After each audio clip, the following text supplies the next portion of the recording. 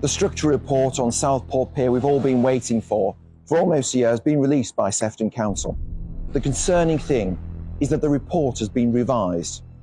And what a report it is, exposing a clear lack of maintenance and investment. Given its age, location and heritage, our pier deserves better. The report finds that the timber frame supporting the upper walkway has been damaged during Sefton's restoration schemes, caused by the improper installation of fixings and materials, prolonged exposure to erosive moss and fungi, and a lack of proper maintenance programs. Furthermore, the report determined that the pier's supportive steel and ironwork, the defining characteristic of our town's national heritage, has been significantly eroded, compromised through the inconsistent application of protective paintwork during renovations, poor maintenance, and prolonged neglect. Together, these failures have compromised sections of our pier's pedestrian walkway, jeopardizing user safety, access, and structural integrity, necessitating the closure of our pier.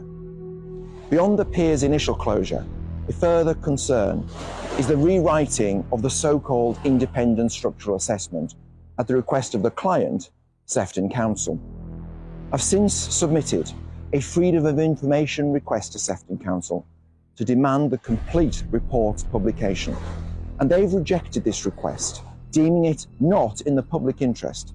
I call upon Sefton Council once again to release this final report, to reopen safe sections of our pier for pedestrian usage, and satisfying the public's rightful demand for financial accountability and project cost scrutiny. Because whilst we still do not know the full cost of restoring our pier, we know it will be significant. That's why I've recently spoken to the Chancellor to identify all and every opportunity to secure the funding we need to restore our pier once and for all.